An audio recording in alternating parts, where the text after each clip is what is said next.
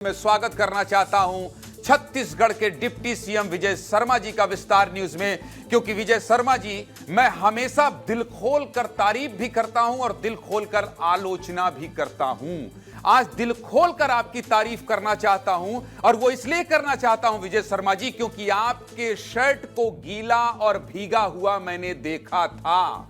विजय शर्मा जी, इसलिए मैं आपकी तारीफ करना चाहता हूं क्योंकि झंडा लिए लगाते मैंने आपको देखा था। मैं इसलिए आपकी तारीफ करना चाहता हूं क्योंकि आप छत्तीसगढ़ की धरती से आते हैं, मैं छत्तीसगढ़ की धरती से आता हूं और बंगाल में अगर ऐतिहासिक जीत आपकी पार्टी दर्ज कर रही है तो उसके पीछे बहे पसीने की वजह को तलाशते हुए आज आपके प्रधानमंत्री आप जैसे कार्यकर्ताओं का धन्यवाद कह रहे हैं, इसलिए मैं आपकी तारीफ करना चाहता हूं।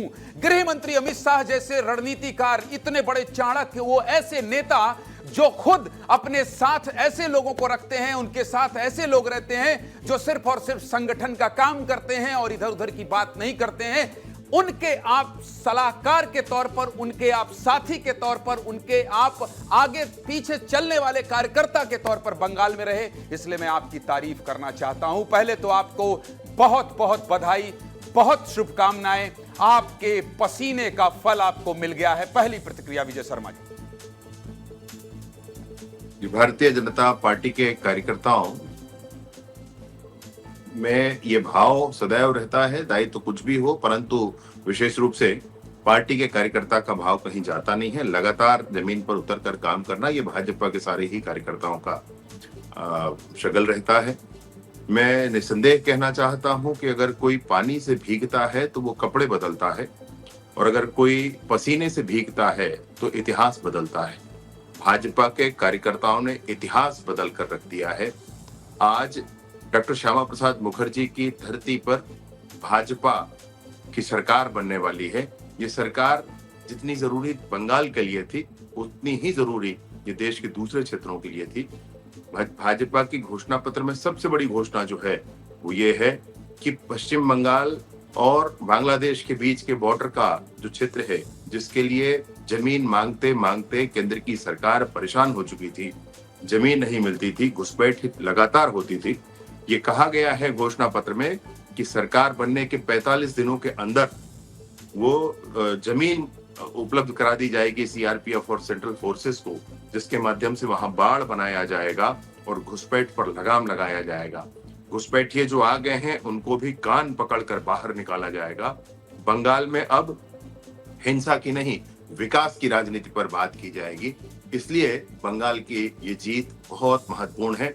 और चूंकि 200 के पार है, यानी कि लड़ाई सीधे जनता और ममता के बीच में थी, ये बहुत स्पष्ट हो गया है। भाजपा के कार्यकर्ताओं ने जमीन पर उतरकर जनता के विश्वास को आधार और दिशा उपलब्ध कराई है, परंतु लड़ाई सीधे जनता और ममता के बीच रही है। मैं हृदय से शुभकामनाएं देता हूं। ये बहुत परिवर्तन की घड़ी है। पश्चिम बंगाल में जो आवश्यकता थी बहुत दिनों से, वो आवश्यकता अभी पूर्ण हो रही है। ये जो पश्चिम बंगाल में अलगाववादी जैसा विषय अनवरत लोगों के बीच बनाया जाता था, वह भी दूर होने वाला है। और पश्चिम बंगाल एक नई गाथा, वो पुरानी भयमुक्त जो प्रदेश हुआ करता था, वो पुराना गर्व से ऊंचा मस्तक हुआ करता था, गुरुदेव रविंद्रनाथ टैगोर की जैसा बता दे। प्रधानमंत्री नरेंद्र मोदी ने क्या कहा है विजय शर्मा जी, मैं आपको बता देता हूं। उनका भाषण में भी सुन रहा था, आपके शब्द जो हैं उन्होंने कहा है, प्रधानमंत्री ने आज कहा है बीजेपी के केंद्रीय कार्यालय से कि श्यामा प्रसाद मुखर्जी की आत्मा को आज शांति मिली है। उनकी लाइन को मैं बताते हुए आपको ये जानकारी दे रहा हूं। उन्होंने ये भी कहा है कि श्यामा प्रसाद मुखर्जी का सपना पूरा हुआ है, बंगाल की जनता ने मुखर्जी का सपना पूरा किया है, आज से बंगाल भयमुक्त हुआ है। मैं आपसे ये भी जानना चाहता हूं, क्योंकि आप एक प्रदेश के डिप्टी सीएम तो हैं ही, अमित शाह, प्रधानमंत्री नरेंद्र मोदी की नीति, विष्णुदेव साय के साथ आप कदम से कदम मिलाकर एक प्रदेश के गृह मंत्री भी हैं, जिनके साथ यहां नक्सलवाद खत्म हुआ है। जब मैं चीख चीख कर नक्सलवाद खत्म होने की बात करता हूं तो लोग यानी अर्बन नक्सली भी बहुत ज्यादा उनकी जो प्रतिक्रिया है वो विरोधी हो जाती है। लेकिन आज बंगाल से आज बंगाल से गृह मंत्री के तौर पर, एक राज्य के गृह मंत्री के तौर पर मैं आपसे जानना चाहता हूं कि कानून व्यवस्था और गुंडागर्दी किस तरह से बंगाल में चरम पर थी। पिछले चुनाव में मैं भी 2 महीने वहीं था विजय शर्मा जी। मैं अभी दुर्गापुर में हूँ, दुर्गापुर पूर्व में, और यहाँ पोलिंग स्टेशन के पास हम लोग गए, काउंटिंग स्टेशन के पास हम लोग गए थे। यहाँ पर कार्यकर्ताओं ने खुशी मनाने से पहले उनकी आंखों में आंसू मैंने देखा है। मैं वीडियो मेरे पास काफी आए हैं, मेरे सामने की बात है। वो कार्यकर्ता, एक युवा कार्यकर्ता ने कहा कि पिता तो मेरे नहीं रहे, माता जी हैं, मैं हूं घर में, और मेरे ऊपर 35 केसेस लगाए गए, 35 केसेस लगाए गए। तो इस तरह से दमनात्मक कार्यवाहियां यहाँ पर की गई हैं। और पश्चिम बंगाल में जो हिंसा चुनाव के समय होती है वो हम सब ने देखा है। इस बार इलेक्शन कमीशन ने बहुत अच्छी व्यवस्था की है। ठीक 2021 के विधानसभा चुनाव में 60 हत्याएं हुई थी। घर घर यहाँ पेट्रोल बम बना लिया करते हैं और उस पेट्रोल बम से हमला कर दिया करते हैं घरों पर। वो सारी स्थितियां अब नहीं है। अब भाजपा की सरकार होगी, हिंसा को कोई स्थान नहीं होगा, बदला को भी कोई स्थान नहीं होगा। अब शांति के साथ और उन्नति के मार्ग पर बंगाल प्रशस्त होगा, इसमें भी संशय नहीं।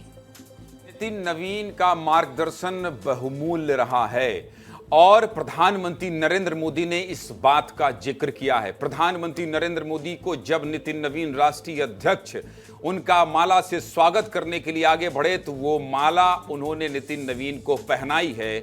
नितिन नवीन के मार्गदर्शन को भी सराहा है और नितिन नवीन लगातार नेतृत्व पर जोर देते रहे हैं। इसको किस रूप में देखा जाना चाहिए बंगाल चुनाव में ऐतिहासिक जीत को देखते हुए विजय शर्मा जी?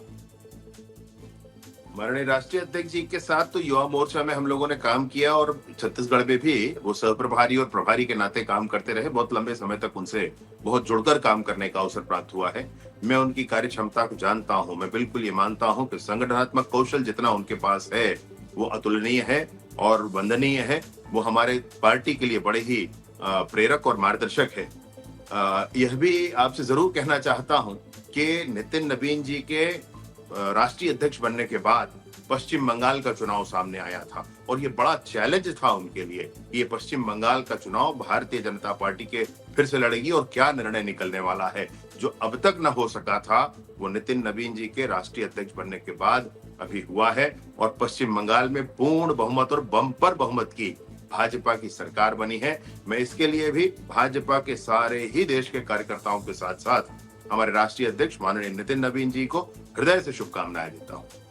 बताइए कि कब वापसी हो रही है आपकी? आप अभी आने वाले हैं कि शपथ ग्रहण करवा के लौटेंगे?